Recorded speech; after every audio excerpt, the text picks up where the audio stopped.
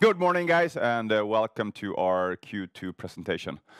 Beautiful Friday. We're at Björn Borg all getting ready for the midnight run tomorrow. You should join us if you can. So we're partnering up with Midnattsloppet, and so tomorrow in Stockholm, more than 30,000 runners will be wearing a beautiful Diva Pink Borg tee. And of course, everyone working from Björn Borg is doing the run as well. But enough of that. Looking at Q2, I think the clear highlights, obviously, is that our sports apparel and our own e-com is continuing to perform exceptionally well. So own e-com growing 26% in the quarter, benchmarking that against competitors, we're clearly taking market shares. The growth is, spread across almost all of our markets. So that's, very, very reassuring. And of course, a clear sign that the brand is getting stronger and stronger and stronger. And of course, the combination with a very strong product offering, of course, is the reason for this very strong growth. And of course, together with a great team that is managing our e-com business. But of course, I think the highlight that is worth talking about over and over again is our ongoing very, very strong momentum with sports apparel. So plus 45% in the quarter. So those has been following us for a while, that this journey was all about taking this very beautiful, strong men's underwear brand and moving that into a bigger arena, moving it into sports apparel, extending the categories, and by doing so, growing in our already existing markets. That was the plan. And we can now conclude that we have 10, perhaps even 11 quarters of very, very strong sports apparel growth. So the clear highlight, obviously, plus 45% versus last year in a market that is very, very challenging. And again, these are, comp numbers. So it's not like we have bought something or that we've added something that we hadn't in the past. It's really comparable numbers. So I'm super, super, super proud over that development. And the highlights, of course, we're continuing to grow our top line. 6%, of course, I'm not really happy with that. We want to grow even more. Currency neutral, looking at total sales, we're actually above 10%, which I think is good in a fairly tough market. It's driven from wholesale and, of course, own e-commerce, I already talked about. Our retail operations, our own stores, of course, is declining because we're closing down here, but also those that we still have are getting smaller and smaller versus last year. Part of that is actually related to that we got some support last year, a payback from a COVID support back in the days. But nevertheless, own retail, of course, that's not our focus. Wholesale and e-com is. Looking at the product categories, of course, sports apparel plus 45%. Bags is doing really, really well. Underwear is also on a strong growth number. And yes, footwear in the quarter is down. But we just need to remind ourselves that last year in Q2, that's when we sold almost all of our products the first half year due to the bankruptcy that happened in Q1 last year. So it's not really comparable numbers. Nevertheless, of course, we want to see stronger footwear numbers. The highlight, obviously, is that we're still growing very, very good with footwear in our own e-com, which is more sort of comparable numbers. Our gross margin is declining versus last year. And there's many different reasons for that. One is that we got a bit of a support last year, so it's hard comparable numbers. It's also product mix, also a bit category mix and the country split. And I think we also have to just acknowledge that, of course, we have been a bit more aggressive when it comes to clearance on own e-com to continue to take market shares and drive growth. That's also, of course, impacting it versus last year's same quarter. Profit is increasing, which is fantastic, of course, and we have a very strong financial position as always. Our long-term goal doesn't change, so this has been with us and me since I joined Björn Borg in 2014. We're here to build a sports fashion brand. Our long-term financial objectives remains the same, and the strategy obviously remains exactly the same. So really growing, the sports apparel business, the footwear business, the bag business, and moving us into a bigger arena. That's clearly the main objectives. And the good thing, of course, is that the brand, one of the things that makes us truly unique, is getting stronger and stronger. And this slide probably would be my screen saver for the rest of the year. But when we look at the Q2 data from all the markets where we're measuring this, which is Sweden, Finland, Denmark, Norway, Holland, Belgium, We ask 400 consumers every week a bunch of different questions. And one of the questions is that out of this list of brands, which would you consider buying? And in Q2, we are at an average in those markets, number 3. So this is absolutely incredible. And thanks, of course, to a great effort from the marketing team, but in combination, of course, with being in the right distribution and creating great products. So the only ones that are now bigger in terms of people considering buying them is Nike and Adidas. We're ahead of everyone else. So just hang on to this slide for a while. It's just very, very beautiful. If we dig a bit deeper into it, we can see that the push in Germany is actually going really, really well. Consideration for him is also increasing, and purchase intent is also going up. So, of course, in this brand track numbers is a number of different KPIs, but the main message is that the brand is getting stronger and stronger every quarter. And of course, that is what we also then see in our e-com growth number as one example. The trick has always been, how do you maintain a strong underwear position, being the market leader in underwear, and at the same time then moving into this bigger arena of sports products. And we can see that purchase intent is going down a bit, versus last year, but still, of course, very, very high on underwear him. So we're maintaining a very strong position. Apparel continuing to be on a very, very good trend. And looking at the top line, as we've seen, we want more. But with that said, we have never sold more in a Q2. But for the details, I'll bring in my CFO, Jens. So listen now. Thanks a lot, Henrik. It's good to be back from summer holidays. It's good to be back with Henrik. You're fired up. Maybe I should print the slide on the brand position and frame it for you. It's beautiful, I agree. On the top line, however, we can see that the Q2 is super strong. Never have we had a stronger Q2 in the history of this company. So really proud to see that we're growing. Yes, we want to grow more. We want above 10%. 6% is still good in a tough quarter. Breaking it down to the different markets, we can see that in our own subsidiaries, almost all markets are growing. We struggle a little bit in the Benelux, but that is temporary and it will bounce back. In terms of the distributors overall, going down, however, our biggest market in Norway is still just above the 0 line. If we combine that into our segments or channels, wholesale is growing 9% in the quarter.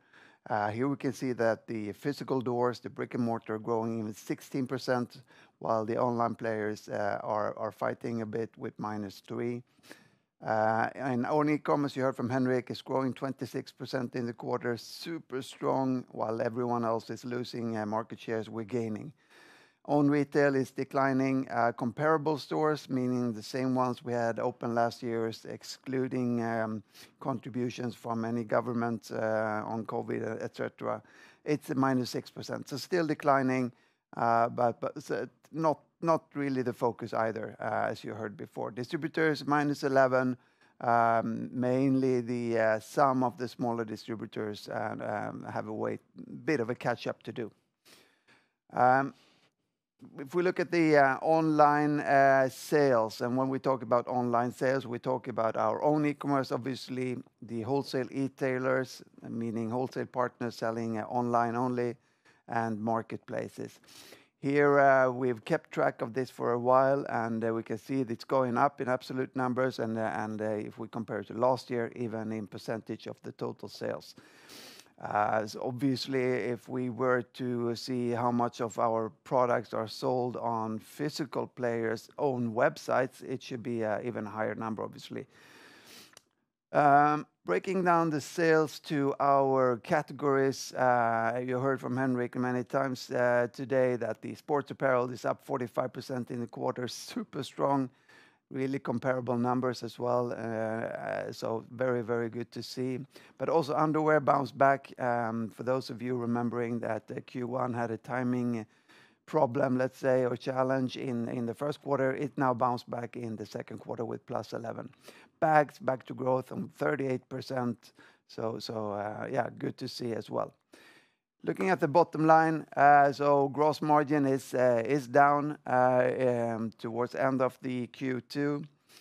Mainly, you heard a bit from Henrik as well, but we have the biggest contributor to that is that the large key accounts are taking a bigger share of sales with slightly higher discounts, but also the D2C channel, mainly in e-com, is having slightly lower margins in the Q2. In the operating profit, it's increasing versus last year slightly, whilst net income is slightly declining. However, this is related to revaluation or FX revaluation of our accounts, as well as some hedging impact that's impacting us negatively in the quarter. In terms of the balance sheet, the equity is still strong, very stable, around 50%. Net debt is increasing slightly. We have a slightly higher dividend. At the same time, the own e-com channel is taking a bigger share of sales, requiring a higher inventory, requiring that the net debt is increasing slightly compared to previous years.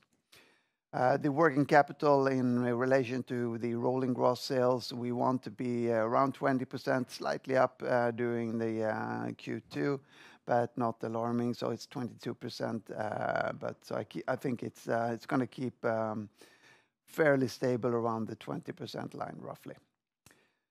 With that, I'm very happy to be back to work. Very happy it's Friday. Henrik, should you run this up before we go training? Yes. Good. So thank you for hanging in. A couple of key takeaways.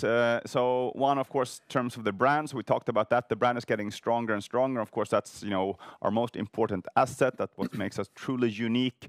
The stronger the brand, the bigger the price difference between what it costs to produce a product and what we can actually charge.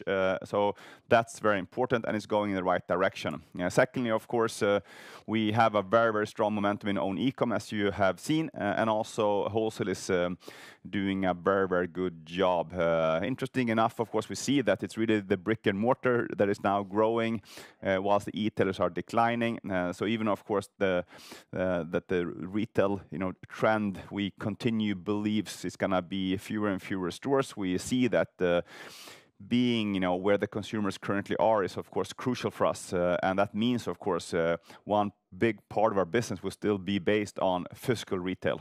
And last, of course, in terms of category, very, very strong momentum for sports apparel. So that's fantastic. But also we see good momentum in underwear currently and bags. When it comes to footwear, well, it's declining in the quarter, as we said.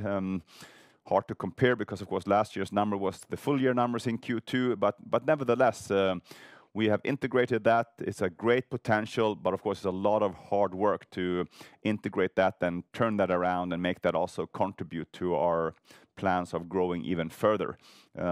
Overall, to summarize the whole quarter, as I said, also in my CEO comment, I think it's a good quarter. It's not a great quarter.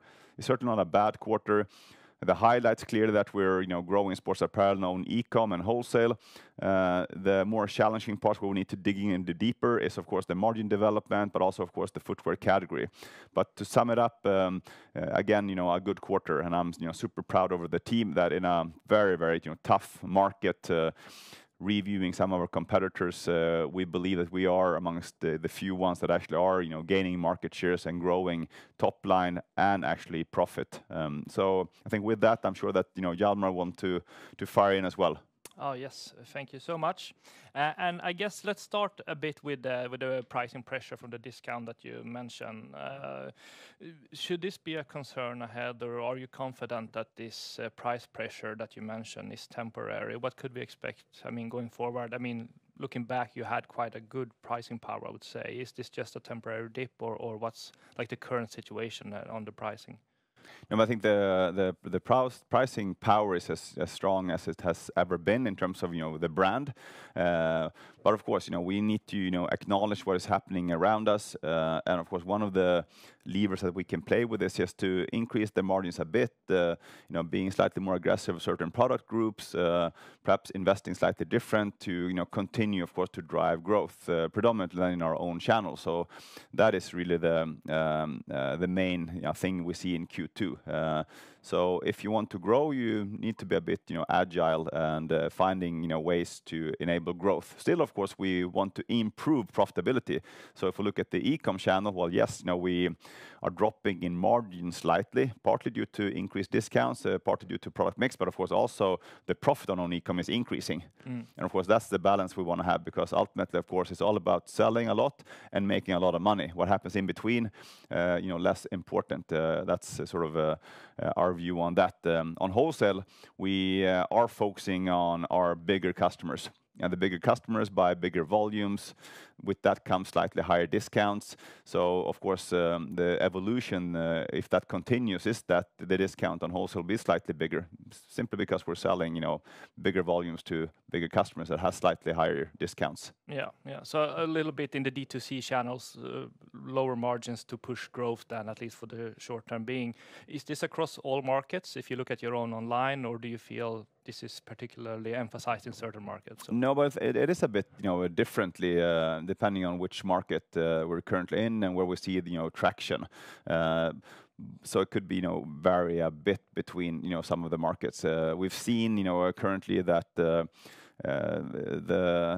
behavior in Germany, for example, they are, very, very hesitant. There's a lot of worries about what's going on around them, which is also impacting, their willingness to sort of spend money.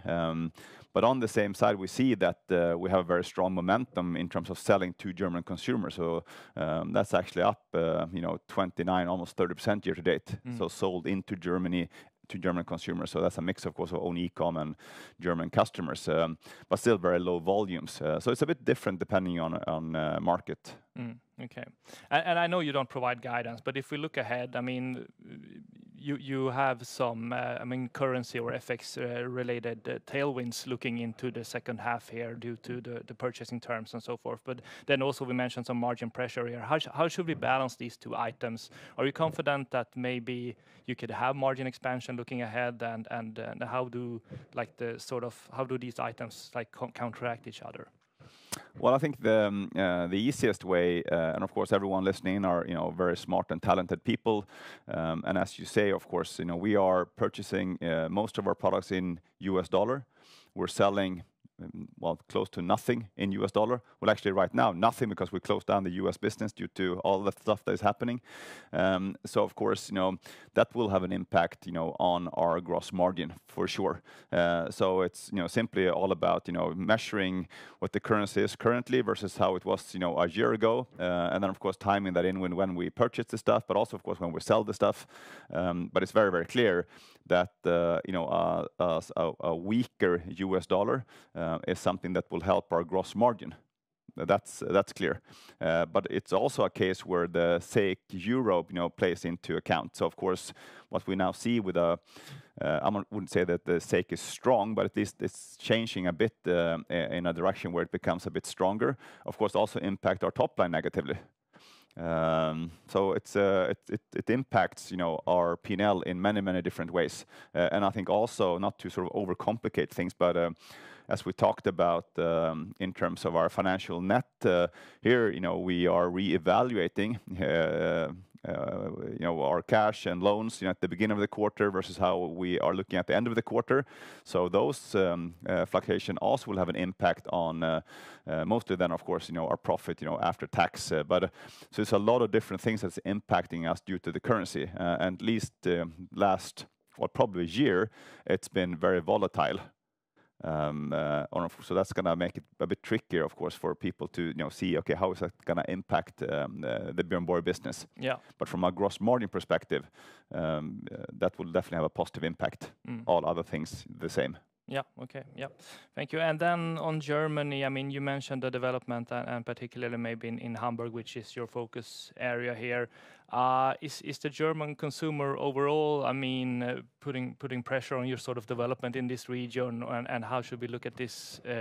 Going ahead, are you confident that you can keep growing and in this pace, or is this maybe just sort of like a one-off?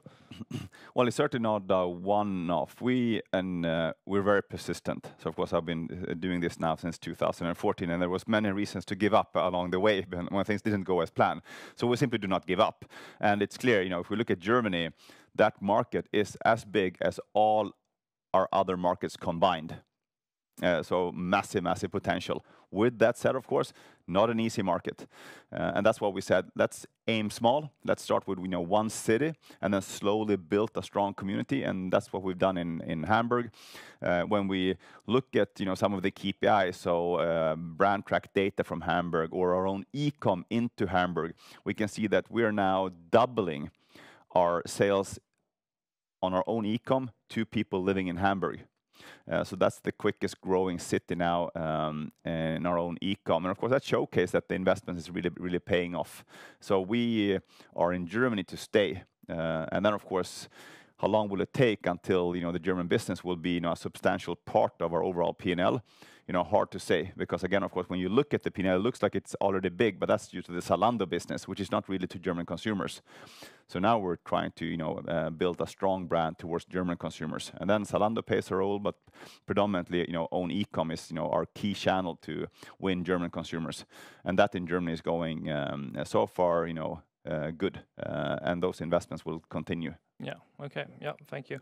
And you mentioned some. I mean, we've spoken on the reduced pricing in order to maybe drive growth ahead. Maybe that is indicating somewhat the challenges in the market driving growth currently. Considering that, what should we expect in terms of marketing looking ahead? Are you feeling that you have a good yield on the marketing spend right now, and how do you see that developing?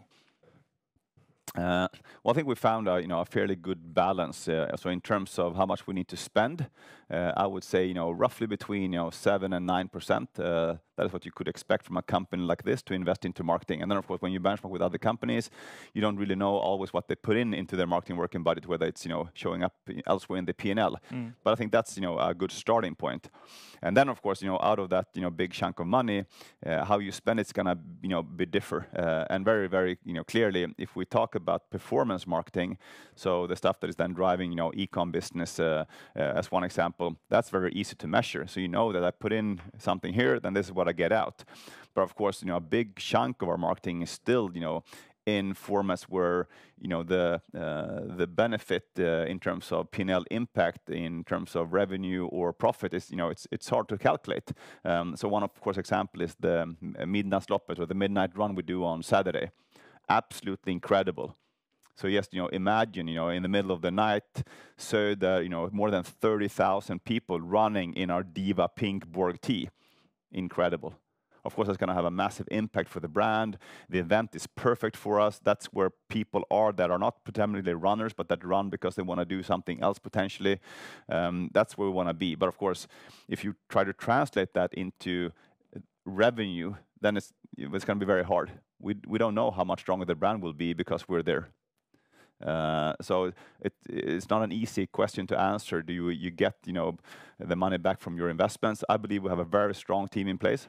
I believe that when we look at the brand track data, us being number 3 as one example, it showcased that we are spending the money where it needs to be spent to continue to drive the brand. So that's my assessment of it. All right, thank you. And then finally on the sports development, naturally, I mean, still solid numbers in this quarter.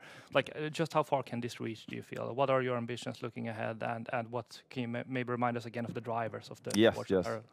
So to describe 45% growth with solid, Hjalmar. I'm probably more thinking extraordinary. But hey, that's just me then. Again, we believe that sports apparel will be our biggest category. And looking at own e-com, year to date June, it already is bigger than underwear. So of course, that is where we're heading in our mature markets, so without opening up a new market. So of course, sports apparel will continue to grow if things go as planned, more than double digit. I'm sure there will be exceptions here and there because things doesn't always go as we plan. But of course, that's where the volume growth, that's where the big potential is. We can certainly do 1.5, perhaps even 2 billion in sports apparel in existing markets already, without that being very strange. And of course, currently rolling 12, we're just above 300. So, huge potential. Yeah. But again, it doesn't always go as we plan. So I'm sure that one quarter will be 45 again, another one perhaps will showcase something else. It's hard to know. But long term, our view is very clear. We have not changed our long-term ambition, and that is to be a global iconic sports fashion brand. Perfect. That's clear. Thank you, Henrik and Jens, for coming here today, and I'll leave it to you for any concluding remarks. Yes, thank you. Well, it's Friday, so make sure you do a bit of a workout. And if you can, I'm not sure if there's any spots available, you should come and join us for tomorrow for the midnight run if you're living in Stockholm. It's going to be absolutely incredible. And actually, our biggest shareholder, Martin Björn, is joining as well. So that's going to be worth a visit just to meet him. So with that said, have a fantastic Friday. We're happy with the quarter, and I'm just so happy to be back from vacation. Can't wait to dig in and continue this growth journey with Björn Borg. So thanks a lot.